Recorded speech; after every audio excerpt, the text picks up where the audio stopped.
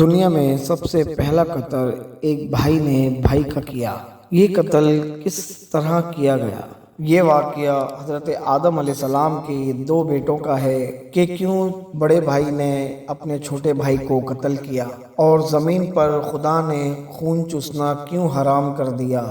آج ہم آپ کو قرآن مجید کی آیات اور روایات میں حضرت آدم علیہ السلام کے جو دو بیٹے حابیل اور قابیل کا ذکر جو ہے وہ بتائیں گے۔ قرآن مجید کی سورہ مائدہ کی آیت نمبر 27 میں ہے، اللہ تبارک و تعالی آیات میں فرماتا ہے کہ اے پیغمبر تم انہیں حضرت آدم علیہ السلام کے دو بیٹوں کا قصہ سنا دو۔ حضرت آدم علیہ السلام کا پہلا بیٹا پیدا ہوا تو اس کا نام قابیل رکھا گیا۔ ایک روایت میں ملتا ہے کہ شجرہ منموعہ سے آدم علیہ السلام نے جو گندم کھایا تھا اسی کے اجزائے مادیہ سے اس کا نطفہ قرار پایا تھا۔ قابیل کے تھوڑے دنوں کے بعد ایک اور بیٹا پیدا ہوا جس کا نام حابیل رکھا گیا۔ ایک روایت میں ملتا ہے کہ قابیل کے 5 سال کے بعد حابیل پیدا ہوئے۔ حابیل میں اللہ تبارک و تعالی نے کچھ ایسی صلاحیتیں عطا کی تھیں جو کہ قابیل میں نہ تھیں۔ یہ نیک، لائق، فائق اور اطاعت والدین میں واحد تھا۔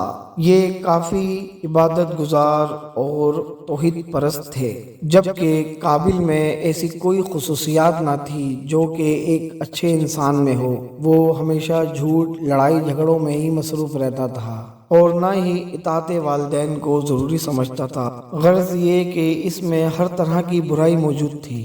آدم علیہ السلام کے یہ دونوں فرزند پلنے اور بڑھنے لگے۔ جب یہ دونوں جوان ہو گئے تو ان کے والدین کو ان کی شادی کی فکر لگ گئی۔ حضرت آدم علیہ السلام نے اللہ تبارک و تعالی سے اپنے دونوں بیٹوں کی شادی کی عرض کی۔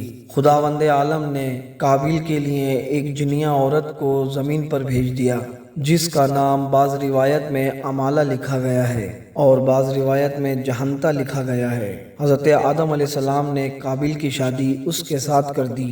وہ دونوں میاں بیوی ایام حیات ایک ساتھ گزار رہے تھے تو اس کے بعد اللہ تبارک و تعالی نے ایک حور کو انسان کی صورت میں حابیل کے لیے بھیج دیا جس کا نام نظرہ تھا۔ تو حضرت آدم علیہ السلام نے اس کی شادی اپنے دوسرے بیٹے حابیل سے کر دی۔ تو قابیل نے حضرت آدم علیہ السلام سے کہا کہ میرے لیے تو جنیا کو بھیجا گیا اور میرے بھائی کے لیے حور کو، لیکن قابیل نے اس بات کو کچھ دنوں بعد نظر انداز کرنا شروع کر دیا۔ اسی دوران میں حضرت آدم علیہ السلام نے حابیل کی صلاحیتوں کی روشنی میں حکم خدا سے حابیل کو اپنا جانشین بنانے کا اظہار کر دیا۔ قابیل کو جوں ہی یہ ارادہ معلوم ہوا تو بھڑک اٹھا اور غصے کی حالت میں اپنے والد صاحب کے پاس آ گیا اور کہنے لگا، میرے بڑے ہونے کے باوجود مجھے نظر انداز کر دیا گیا ہے اور میرے چھوٹے بھائی کو اپنا خلیفہ حابیل کو بنانے کا فیصلہ کیا ہے اور میں اسے کسی صورت میں تسلیم نہیں کروں گا۔ اور پھر مزید حضرت آدم علیہ السلام سے کہنے لگا کہ یہ جو کچھ کیا ہے آپ نے اپنی مرضی سے کیا ہے یا خداوند متعال کا حکم ہے؟ حضرت آدم علیہ السلام نے فرمایا کہ میری طرف سے اس چیز کا پیدا ہونے کا تو سوال ہی نہیں ہوتا، یہ امر خلافت تو خدا کے ہاتھ میں ہے۔ پھر اللہ تبارک و تعالی نے حضرت آدم علیہ السلام کی طرف وحی کی کہ میراث نبوت اور علم کا بندوبست کرو اور یہ چیزیں حابیل کے حوالے کر دو۔ چنانچہ انہوں نے حابیل کو اپنا جانشین بنا دیا۔ جب قابیل کو اس چیز کی اطلاع ملی تو وہ آ کر کہنے لگا، میں اس چیز کا زیادہ حقدار ہوں۔ حضرت آدم علیہ السلام نے فرمایا، اے میرے فرزند، میں اس امر خلافت پر مجبور ہوں اور یہ امر تو اللہ کے ہاتھ میں ہے اور حابیل کو خلیفہ اللہ تعالیٰ نے مقرر کیا ہے اور میرا اس عمل میں کوئی عمل دخل نہیں۔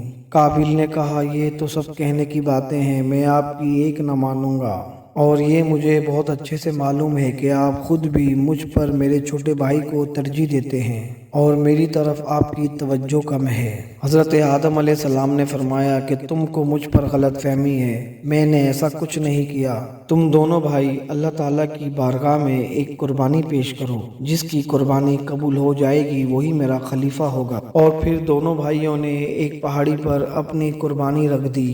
اس زمانے میں قربانی قبول ہونے کا ایک طریقہ یہ بھی تھا کہ آسمان سے ایک آگ کا شعلہ آتا اور اس کی قربانی کو جلا کر راکھ کر دیتا، اور جس کی قربانی قبول نہیں ہوتی تھی اس کی قربانی جوں کی توں ہی پڑی رہتی تھی۔ آسمان سے آگ کا شعلہ آیا اور وہ حابیل کی دی گئی قربانی کو جلا کر راکھ کر دیا۔ قرآن مجید کی سورہ مائدہ آیت نمبر 27 میں ارشاد ہے، جب ہر ایک نے تقرب پروردگار کے لیے ایک کام کو انجام دیا تو ایک کا عمل تو قبول کیا اور دوسرے کا قبول نہ کیا۔ تبری میں ہے کہ یہ قربانی قبول ہونے کا طریقہ بنی اسرائیل تک باقی تھا۔ ارائیس زولوی میں ہے کہ اور یہی دمبا بعد میں فدیہ اسماعیلی بن کر آیا تھا، اور پھر اس واقعے سے حضرت آدم علیہ السلام پوری طرح مطمئن ہو گئے تھے کہ قابل کو اطمینان ہو گیا، لہٰذا وہ حج بیت اللہ کے لیے روانہ ہو گئے۔ جب حضرت آدم علیہ السلام حج کو جانے لگے تو انہوں نے آسمان سے کہا کہ میرے بیٹے حابیل کی امانت کے طور پر حفاظت کرنا، تو آسمان نے انکار کر دیا۔ تو پھر زمین سے کہا، اس نے بھی انکار کر دیا، اور پھر پہاڑوں سے کہا تو اس نے بھی انکار کر دیا۔ تو پھر اپنے بڑے بیٹے قابیل سے کہا تو اس نے اپنے مقصد کے تحت اقرار کر لیا۔ غرض یہ کہ حضرت آدم علیہ السلام کے چلے جانے کے بعد ایک دن شیطان قابیل کے پاس آیا کہ یہ تو بہت برا ہوا، حابیل کی قربانی تو قبول ہو گئی اور تمہاری قربانی کو قبول نہ کیا گیا۔ نیز یہ کہ ابلیس نے قابیل کو بہکانے میں کوئی کسر نہ چھوڑی۔ قابیل نے کہا یہ تو بالکل درست ہے، لیکن اب ہم کریں کیا؟ شیطان نے کہا اس کی صرف ایک ہی صورت ہے، اور وہ یہ کہ تم حابیل کو قتل کر دو۔ جب وہ قتل ہو جائیں گے تو لا محالہ تم ہی کو آدم اپنا خلیفہ مقرر کریں گے۔ قابیل نے کہا یہ تو مشورہ آپ کا درست ہے، لیکن مجھے یہ تو نہیں معلوم کہ کس طرح قتل کیا جاتا ہے۔ شیطان نے کہا کہ میں تمہیں ابھی بتا دیتا ہوں۔ پھر اس نے ایک پرندے کو پکڑا اور پکڑ کر اسے پتھر پر لٹا دیا اور اس کے سر کو ایک دوسرے پتھر سے کچل دیا۔ قتل کی ترکیب سیکھنے کے بعد قابیل جناب حابیل کے پاس پہنچا اور کہنے لگا میں تمہیں قتل کروں گا۔ تو حابیل نے قابیل سے پوچھا کہ میں نے تمہارے ساتھ کیا کوئی برا سلوک کیا ہے کہ جس کے بدلے میں تم مجھے قتل کرو گے؟ اس نے کہا کہ بابا جان نے تم کو اپنا جانشین مقرر کیا ہے، اسی لیے میں تمہیں ضرور قتل کروں گا۔ تو حابیل نے کہا کہ اس میں میری کیا خطا ہے؟ تو قابیل نے غصے میں آ کر کہا کہ اس میں تمہاری وجہ کوئی ہو یا نہ ہو، لیکن میں تو تمہیں قتل کروں گا۔ تو پھر حابیل نے قابیل سے کہا کہ بھائی اگر تم مجھے قتل کرنا چاہتے ہو تو کر ڈالو، لیکن میں تم پر ہاتھ تک نہ اٹھاؤں گا۔ قرآن مجید کی سورہ مائدہ آیت نمبر 27 اور 28 میں ارشاد ہوتا ہے، اس نے اپنے دوسرے بھائی کو دھمکی دی اور قسم کھا کر کہا کہ میں تجھے قتل کر دوں گا۔ تو دوسرے بھائی نے کہا کہ اگر تم مجھے قتل کرنے کے لیے آگے بڑھے گا تو میں اپنا ہاتھ تک نہ اٹھاؤں گا۔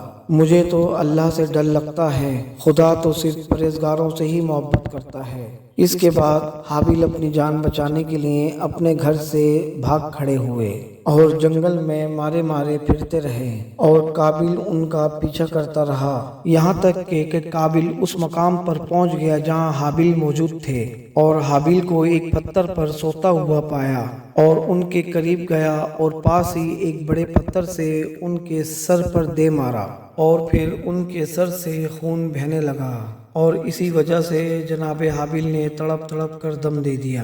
قرآن مجید کی سورہ مائدہ میں آیت نمبر 30 میں ارشاد ہوتا ہے، سرکش نفس نے بھائی کے قتل کے لیے اس کو پختہ کر دیا اور اس نے اس کو قتل کر دیا۔ جناب حابیل کا قتل ہونا ہی تھا کہ ساری چیزیں تبدیل ہونا شروع ہو گئیں، آسمان کا رنگ سرخ ہو گیا۔ جب آدم علیہ السلام نے دیکھا کہ آسمان کا رنگ سرخ ہو گیا ہے تو انہوں نے جبریل امین سے پوچھا، تو جبریل امین نے آدم علیہ السلام کو بتایا کہ آپ کے بڑے بیٹے نے آپ کے چھوٹے بیٹے کو قتل کر دیا ہے۔ یہ سننا تھا کہ حضرت آدم علیہ السلام بہت ہی زیادہ غمگین ہو گئے اور بے پناہ رونے لگے۔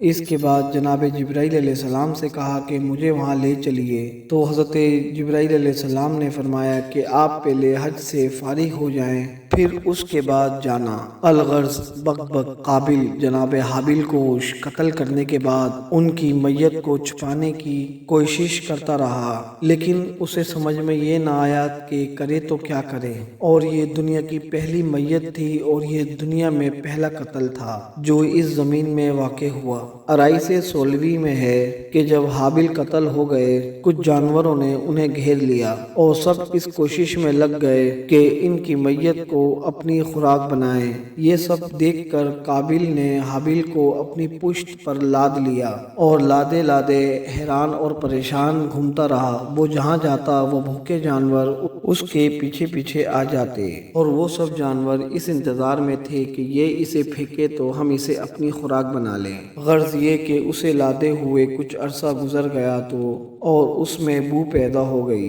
تو خداوند عالم نے 2 کووں کو قابل کے سامنے بھیجا۔ وہ آئے اور ان کے سامنے لڑنے لگے، تو ایک نے دوسرے کو مار دیا، تو پھر زندہ کوے نے مردہ کوے کو اپنی چونچ اور پنجوں سے زمین میں دفن کر دیا۔ قابل نے دفن کا جب یہ طریقہ دیکھا تو کہا افسوس کہ میں کوے جیسا بھی نہ ہو سکا، تو پھر بعد میں ایک گڑھا کھود کر حابیل کی میت کو دفن کر دیا۔ قرآن مجید کی سورہ مائدہ آیت نمبر 31 میں ارشاد ہوتا ہے، اب اللہ نے ایک کوا بھیجا جو اپنی چونچ اور پنجوں سے زمین کو کریدنے لگا اور بتایا کہ وہ اپنے بھائی کی لاش کو کیسے چھپائے۔ اس وقت قابل اپنی غفلت اور جہالت سے پریشان ہو گیا اور چیخ اٹھا کہ وائے ہو مجھ پر کہ میں اس کوے سے بھی زیادہ ناتواں اور عاجز ہوں، اور مجھ سے اتنا بھی نہ ہو سکا کہ میں اپنے بھائی کا جسم اس طرح سے دفن کر دوں۔ بہرحال وہ اپنے کیے پر نادم اور پریشان تھا۔